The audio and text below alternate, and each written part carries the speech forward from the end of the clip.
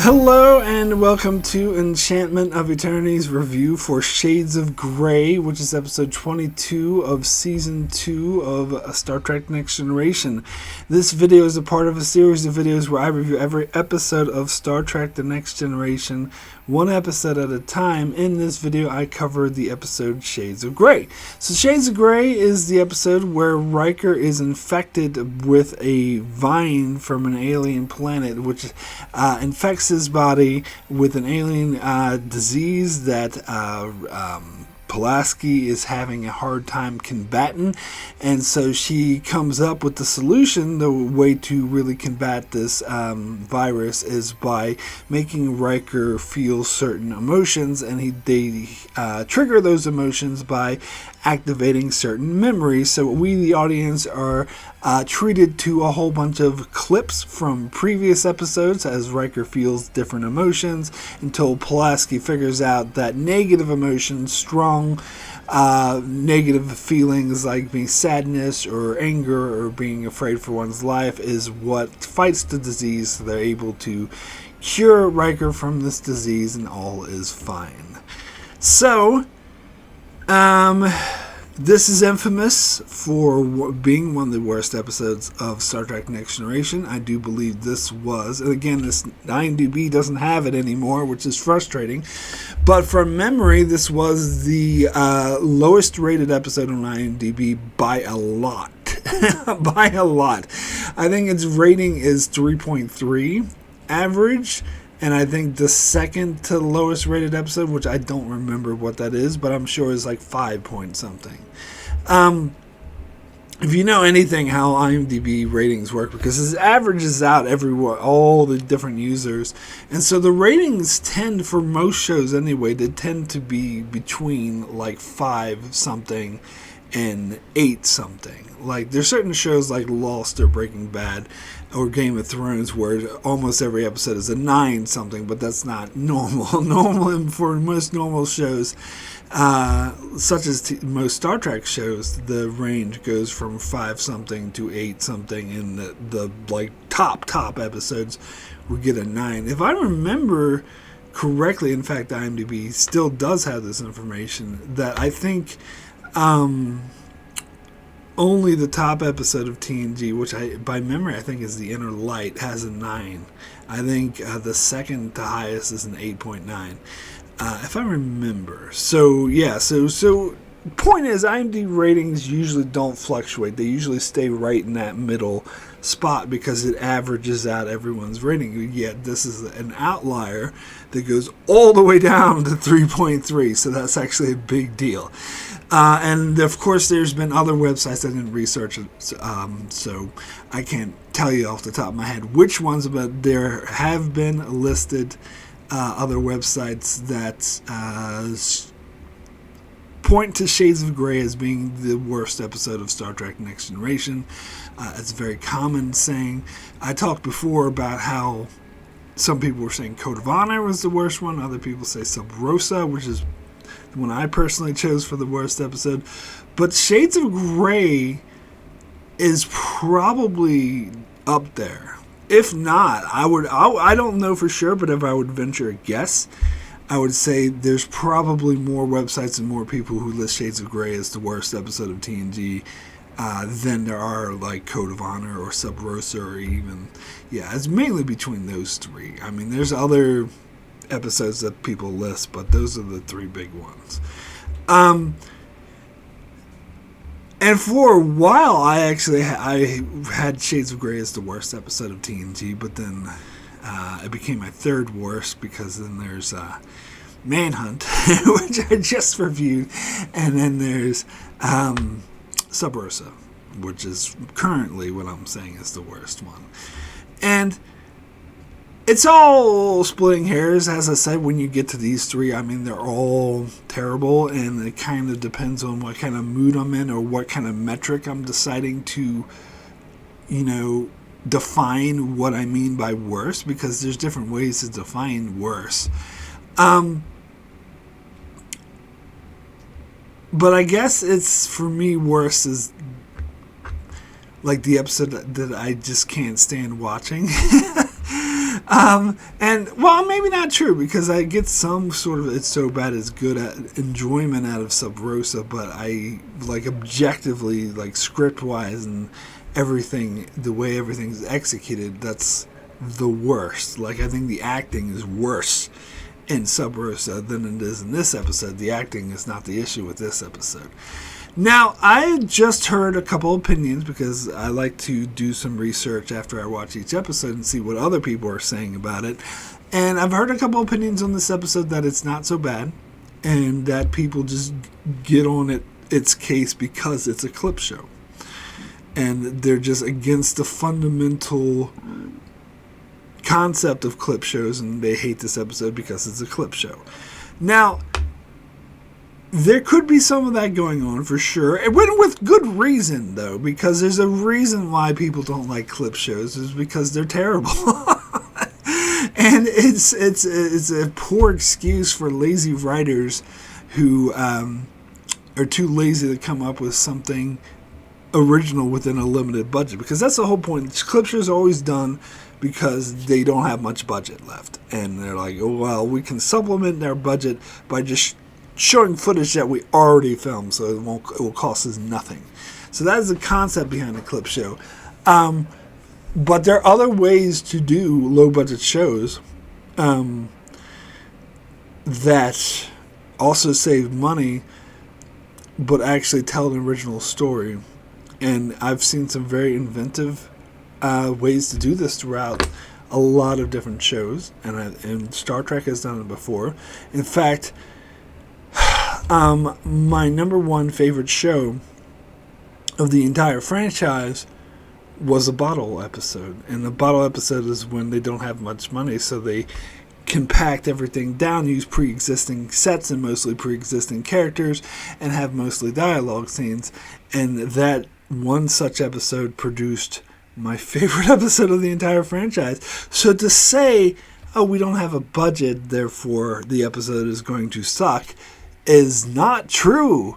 Now, what is true, to be fair, is that you have to be a lot more. You have to get a lot more creative. You have to be a lot more inventive. You have to be really think outside of the box. That you can't rely on the crutches that a budget requires. And so for the episode in question I'm thinking of has outstanding writing, some of the best writing I've ever seen, and on top of that, some of the best acting I've ever seen. So to be fair, you have to excel. You can't just do a normal job with an episode with a lower budget. Having a lower budget makes it harder, for sure. But saying, oh, we're just going to do a clip show is the lazy way to do it. Now, some people could,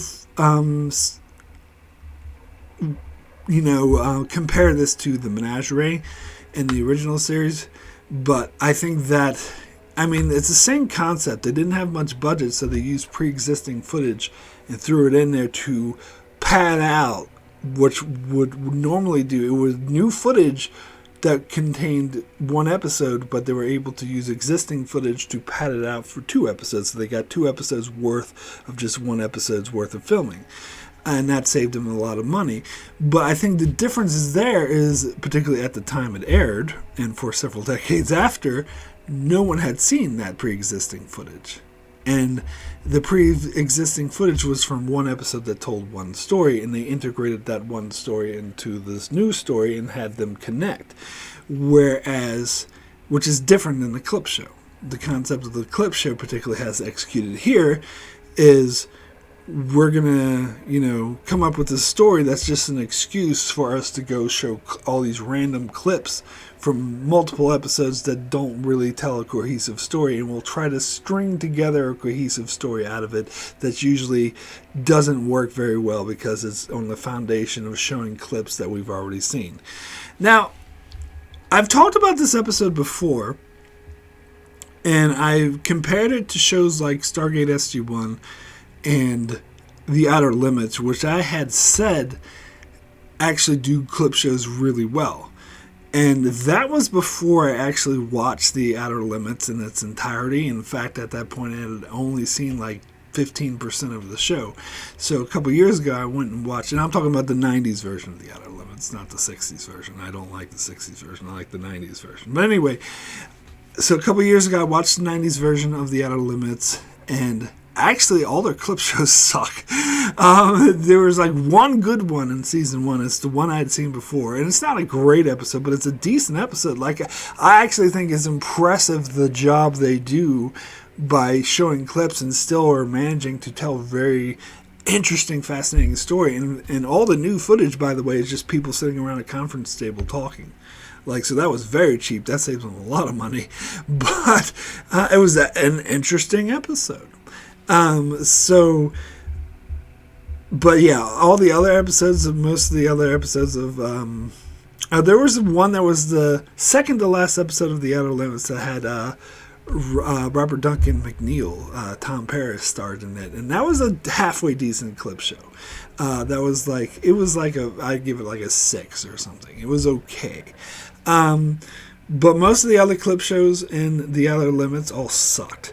And the funny thing is, it's similar to Shades of Grey because at The Outer Limits, for some reason that really baffles me, decided to have every single season finale be a clip show.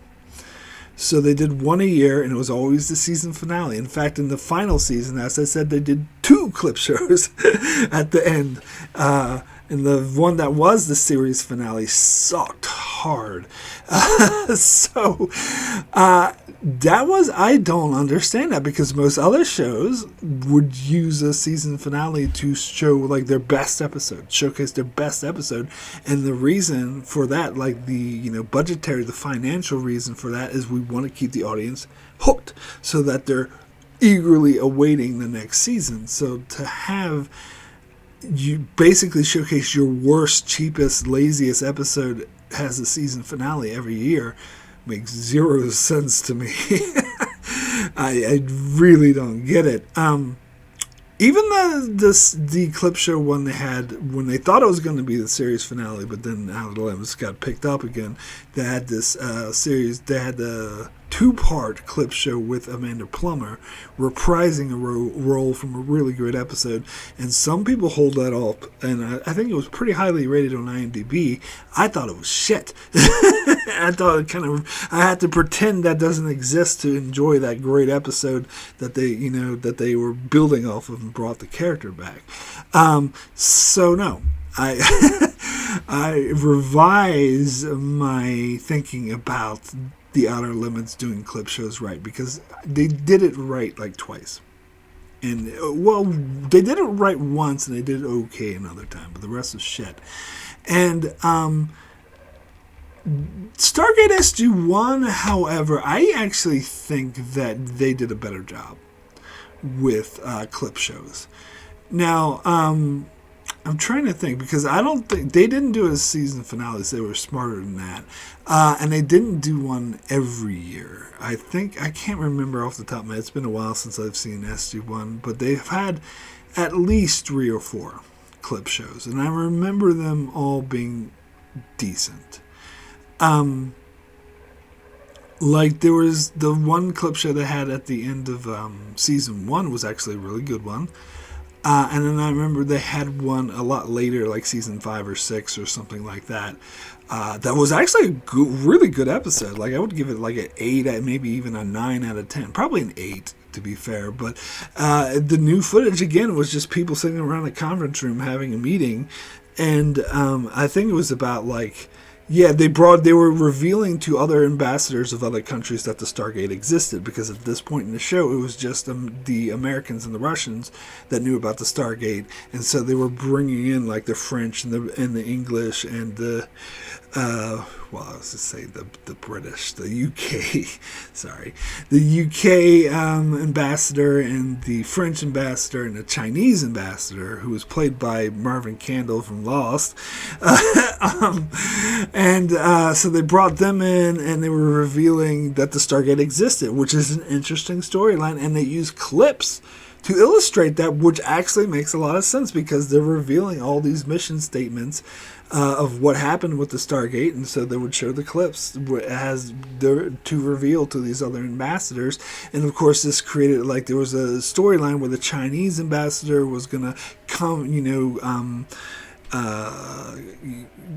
conspire with the Russian ambassador in order to, like, steal the Stargate from America or whatever, and there was like this, tension in it, and I thought that was actually a good episode. So this is all on the side, and you can tell I'm avoiding trying to talk about this episode because it sucks so much. But my point is that clip shows can be done right. That was a long-winded way of me saying that the concept that some people are basing this, people only hate this episode because of the clip show, is faulty. A clip show does not necessarily equal bad. It equals lazy, to be sure, unless, like, you go the extra mile to make it interesting, like those Stargate SG-1s and those few Outer Limits episodes did. But it's a bad idea. So I wouldn't, like, Outer Limits, as I said, they got it wrong most of the time. Even though they got it right twice, the majority of the time they got it wrong, so they shouldn't have been doing it. But, so here's my conclusion. Next Generation should not have done the clip show. It's a lazy concept. But because they chose to do a clip show does not automatically mean it's going to suck. Clip show does not equal suck.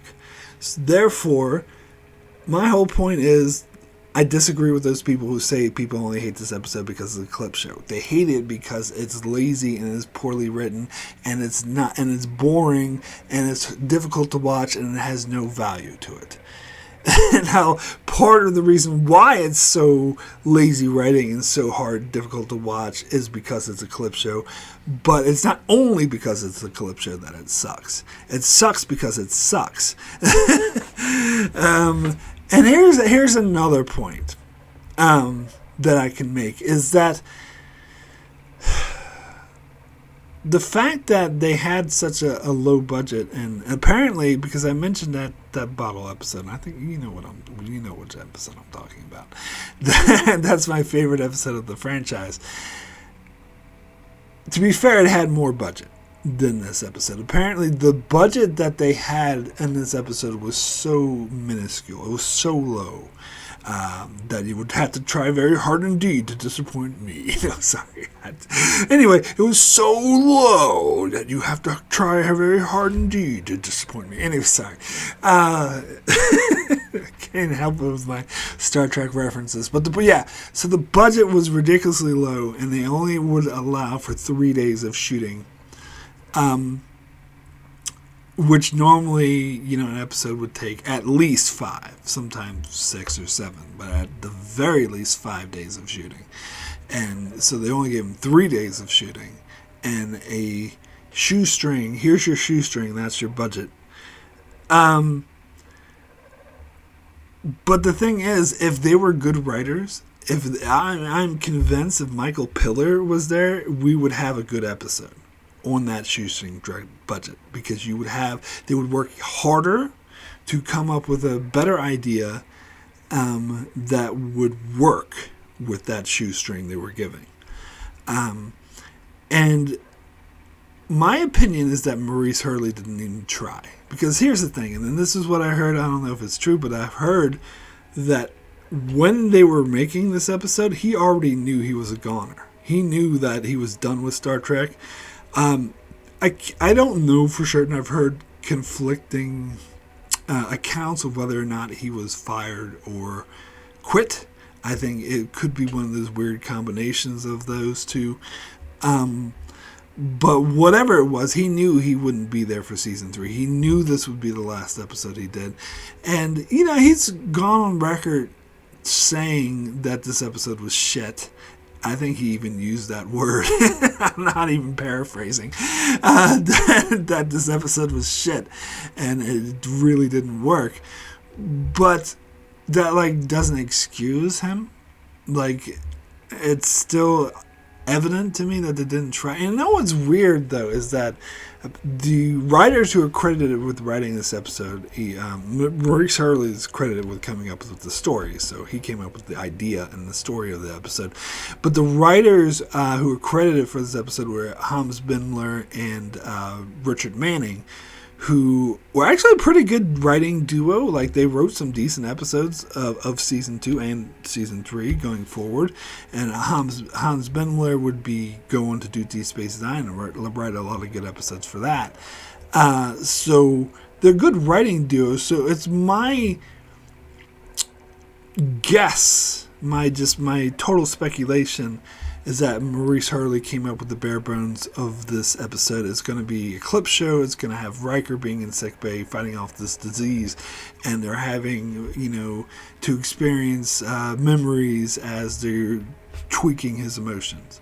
And here you go write it. Because they do that a lot, and I'll talk about this more when I get to Season 3. That happens one time when you see, the writers of the episode, like, credited writers of a particular episode saying, this was written by Brennan Braga and Ronald D. Moore. Most people, I've seen a lot of people make the mistake of thinking that means they came up with the idea. But usually they don't, actually. Usually the idea is brainstormed with, the whole writing staff, or the showrunner comes up with the idea, or it's given on Hive from someone else. Or, like in the case of Season 3, they take spec scripts from Novus writers, and they came up with the idea. So just because you see the credited writers doesn't mean that was their idea. It means they're the ones who wrote out the script for it, which is the case here. It was Maurice Hurley came up with the idea, and Hans Bindler and Richard Manning wrote the actual script. So the dialogue in this episode is fine. The Riker being all cheerful, and them sort of specifics like Geordi and some, you get some really good interchange between Geordi and Data when Data goes to the planet to get the divine thing, and Geordi's like putting his hand there, and Data's like, I don't think you should be doing that, it's quite dangerous, and Geordi's like, I'm counting on those android reflexes, and Data grabs it. Like, that stuff is good. So I think when I said the script was shit, I mainly meant the idea, like the bare bones idea. I think that these two writers did the best they could with what they were given, but what they were given was a pile of shit, and it just polished that turd, basically, and you still come up with a terrible episode. Because I actually think the episode was somewhat interesting at the start when you have, the planet and the scenes with Geordi, as I said, and the scenes with Riker, but once you get into that sickbay, and once you start those clips, that's it. Done. The show is shit. It is. Not only is it not interesting because you're seeing clips of episodes you've already saw, but it's also not interesting because it's a stupid premise. Oh, we gotta have different emotions for Riker so he can fight off this virus, this alien virus. So he makes him horny. That makes the virus more horny, and it starts to take over. So we have to try to make him sad. Oh, making him sad makes the virus kind of go back a bit, but we have to make him sort of fearful of his life and angry in order to really kill the virus. That's a stupid idea, and that is not interesting, and especially the way they play it out, the dialogue between Troy and Pulaski is so dumb. And again, I don't blame the specific writers of the episode because they were set up to fail with this stupid idea. And so it's not the fact that it's a clip show. It's the fact that they use the clips for something really stupid, something really uninteresting, and something that is a complete and utter waste of time. They could have done something on a shoestring budget that was good, as I said, but it would have really tested them. They would have had to really put their writing skills to the test. They would have really had to put in the effort to come up with something, and it was evident that Maurice Hurley was like, I'm leaving this fucking show anyway, so why the fuck should I try? And I think that's very clear that that's what happened. And so you get this, one of the laziest of lazy episodes ever put forth in the entire Star Trek franchise. And here's the thing, like, I like to rail against Enterprise Seasons 1 and 2, and I like to rail against Picard Season 2. But the thing is, in most of those episodes, even the terrible ones that I think are absolute shit, you can tell they tried. Which kind of actually makes it a bit more pathetic. But, you can tell that they tried, and that to me is very clear, very, very clear that they did not try in this episode. So no, a lot of people are able to like excuse this episode and say, oh, you can't call it one of the worst of TNG because they had a shoestring budget. They didn't have much time. They didn't have any money, and so they did the best they could. But they didn't do the best they could, and that's the main point. They didn't try. As they did try, as I said, I have no doubt, zero doubt, that if Michael Piller was running the show, if he was the showrunner and he was in the exact same situation where they had the shoestring, here you go, that's your budget, and you only have 3 days to shoot, he would have put out a good episode. At least halfway decent episode. I am no doubt about that whatsoever. It would not have been this shitty. It's because Maurice Hurley was not as good as a writer, he was not as good as a showrunner, and he didn't give a fuck because he was leaving the show anyway. And this is what you get. and I think that is... And so no, I don't excuse it. I absolutely 1000% think that is no excuse to say like, oh, you can't call this one of the worst episodes of TNG. I absolutely can, and anyone can and should, because it is. The fact that the cards were stacked against them because they had a shoestring for a budget is no excuse. It is no excuse. Zero excuses. I don't want to hear your fucking excuses, especially since my favorite episode of the entire franchise was a bottle show shot on a low budget. Come on. Try better. Try harder. That's all I'm gonna say.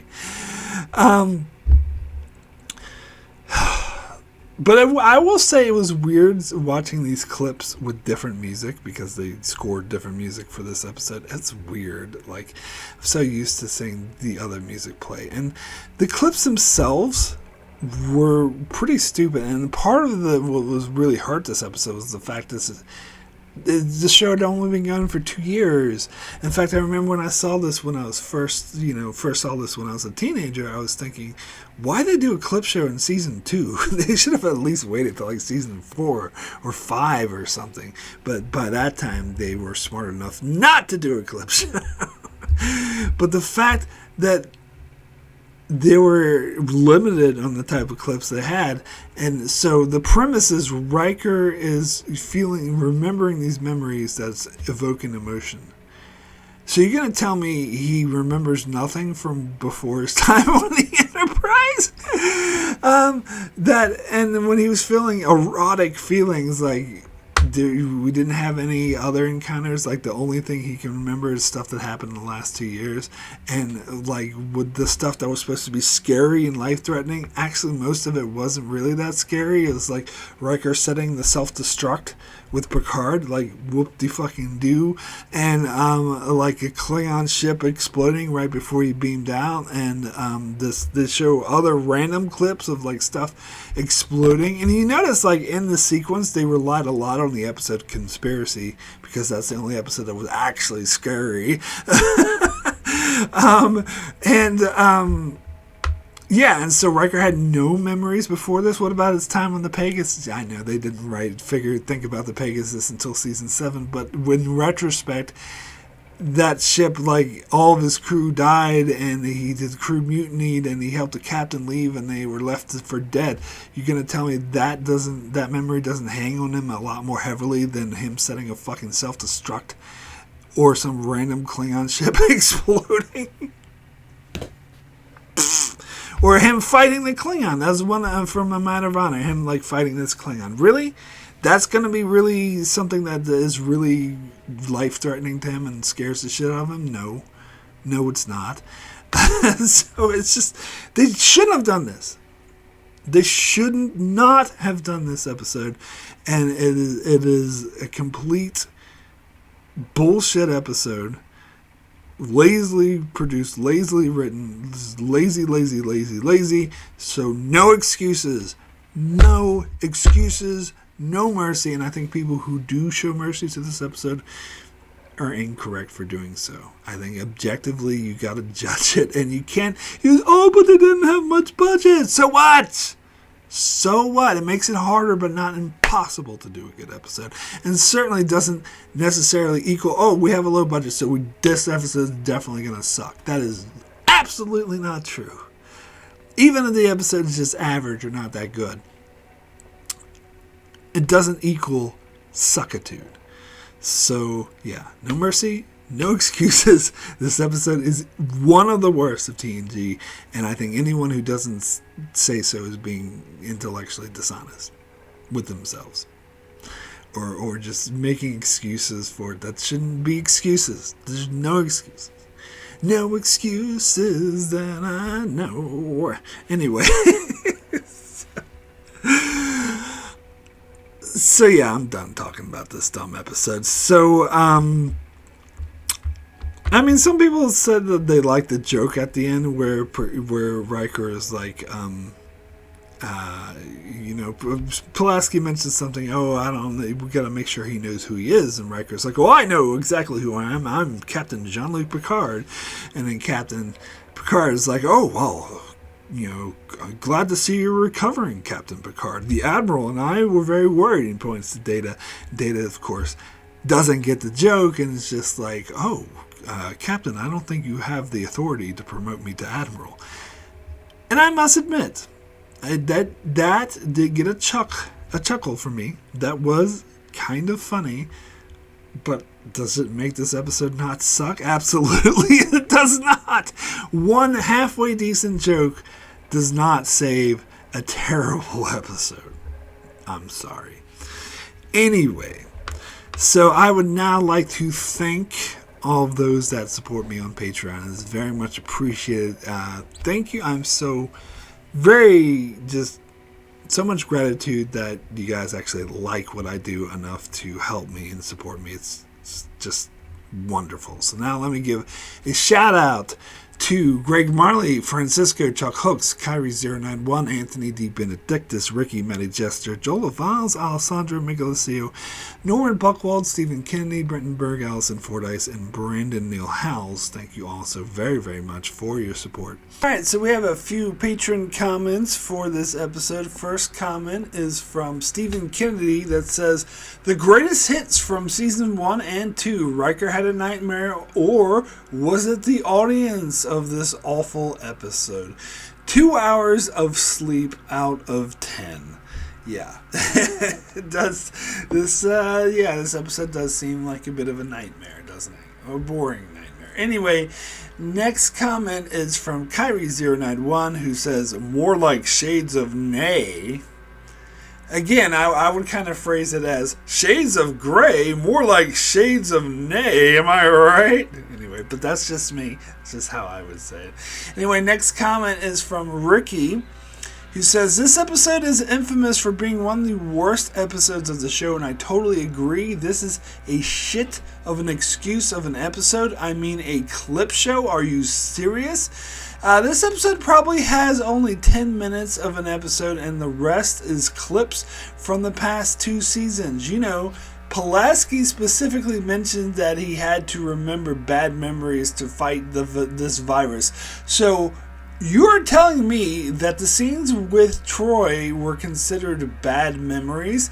If they had flashbacks when Riker was younger, growing up in Alaska and dealing with his mother's death, or his fights with his father, or maybe made some mistakes when he was a teenager that he regretted it, that actually could have worked. But no, this was a bottle episode, and that would have cost too much money.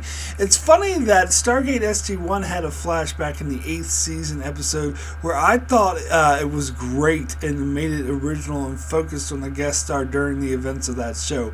Also, The Outer Limits did the same thing, but I think only the First season finale clip show worked and the rest sucked. But that being said, clip shows suck and shouldn't be used. Therefore, this is one of the worst for me, so my rating is a 1 out of 10. I'm not sure which Stargate SG-1 episode you're talking about. Is it the Heroes one? I can't remember if that was a clip show or not.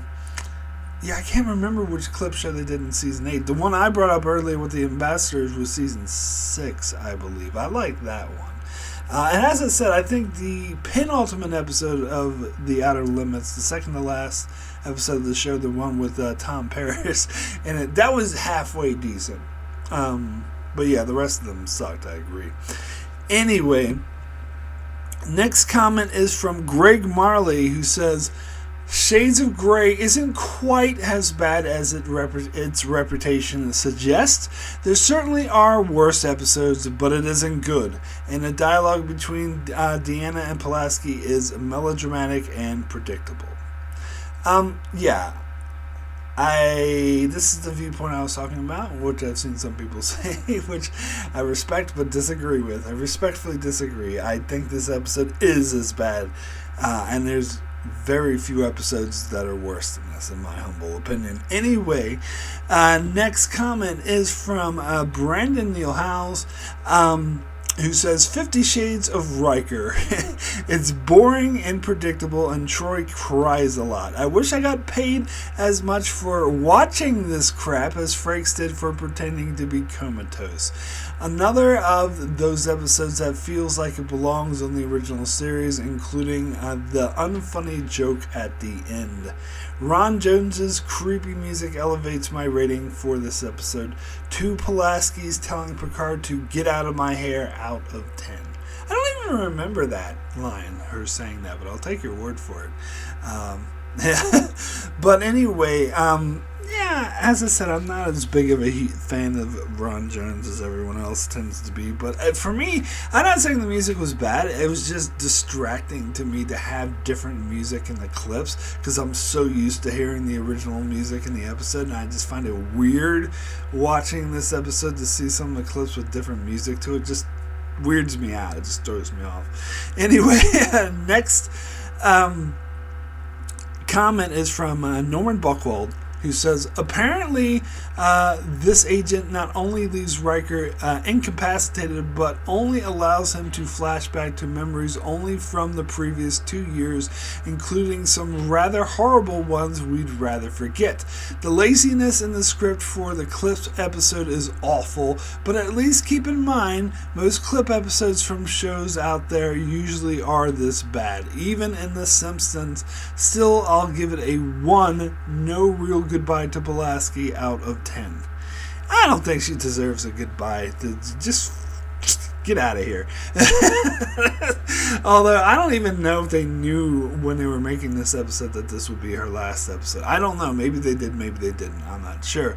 You bring up The Simpsons. That's another show I forgot about. I actually would argue that The Simpsons had one good clip show. Now, there's one episode which I thought, before they got to the clips, the episode was hilarious. It had one of my favorite jokes in the entire show. Once they got into the clips, then it got kind of boring and silly, and I didn't care about it as much. But it was the one. It was in the one that, or it was like the first clip show they ever did. It was like one of the early seasons. I can't remember which one, but it was April Fool's. So Bart wanted to play an April Fool's joke on Homer, and so he took this can of beer and took it to a mechanical shop that that shook it up ridiculously much, so it would explode in his face. And then he turned the heat up and in the house super hot, so he would want a beer.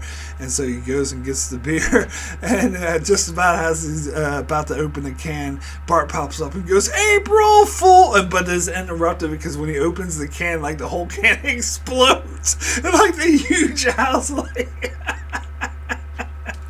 I thought that was hilarious. And then you have what's his face, the cop, chief, what's his name? I can't remember his name, but anyway, he pulls up and he sees this giant explosion of beer, and he's like, "We need pretzels." He gets, "We need pretzels here, stat." I always personally was amused by the whole exploding soda thing. But the rest of the episode, then Homer like ended up in the hospital because of that, which was funny. But the rest of the episode is just him being in the hospital and them talking about, do you remember the time? And then having all these clips. So the episode went downhill after that. But that was actually a good clip show just because that joke was hilarious. But the actual clip part of the clip show was not that good. But so I don't know if you can call that a good clip show episode. It was just a good episode, and then they turned it into a clip show. But The Simpsons do that a lot, where they start out as one thing and turn into another thing. That's what Sons of the Father does, but that's that's another topic. Anyway, yes, yeah, thank you so much for your comments. So my rating for Shades of Grey out of 10 is, of course, a 1, the worst. The worst possible category of episodes, lowest rating, absolutely. This was lazy. Not just because it was a clip show, because it was a poorly written clip show, and because they didn't need to do a clip show. Even if they did do a clip show, they could have done something better than this, other than Riker sitting in the freaking, lying in bed, and then being like, oh, here's some emotions. Do these flashbacks, do these emotions? And the flashbacks weren't even that scary, or that sad, or whatever, because they only had 2 years to play off of. And the dialogue between Troy and Pulaski going, oh, he's feeling these emotions. It was just terrible. This represents the worst of the worst. There are no excuses for why this episode needed to be so bad. If the writers were better, they could have come up with something better, but they didn't even try. This is an example of one of the laziest written episodes in the entire franchise, and definitely one of the worst. And again, this is another episode that was a really strong contender for my top 10 worst of the entire franchise. It would be in my top 20 worst. Didn't quite crack that top 10, but it was considered. Oh, for sure, it was considered. Anyway, that is it for my review of Shades of Grey.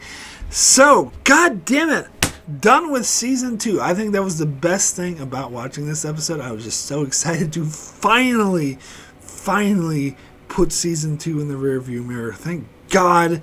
Thank the Christ Almighty. I'm finally done with the first 2 seasons of TNG. I'm so excited. Don't have to endure this crap any longer. So, coming up next on my channel, let's see if I can just bring up my schedule here. So, Saturday, well, I'm not quite done with season 2 yet, because Saturday I'll be releasing my video where I'm ranking all the episodes in season 2 from my least favorite to my favorite, a new tradition I'll be doing once I finish covering a season of Star Trek. And then on Monday, I will be doing a video about where I comment on the writing of a season 3. I've done a lot of research and whatnot of the writing of season 3, so I wanted to talk about that, and I didn't want to bog down on one of my episode reviews with this discussion, which I think is going to be long, so I'm going to do a whole video about that on its own. And then Wednesday really is when I jump into the actual episodes of season 3. Oh my god, I'm so looking forward to this. With my review of Evolution. That will be this Wednesday, and then on Friday, end of the year, I'll be doing my typical and my annual top 10 favorite shows of 2023, where I count down my favorite shows that I've watched this year, or that came out this year. And I've watched a lot fewer shows this year, so there's not going to be as many great shows in this list, but yeah, I'm still going to do it. Yeah, so that's going to happen Friday, and then Monday, the next episode of Season 3, and The Ensigns of Command, which will be a new review up on my channel. So that's what's coming up on my channel, so be sure to check it out for that and many more Star Trek videos and many other videos and many other shows as well. So be sure to subscribe so you can keep up with all of that, and thanks a lot for watching.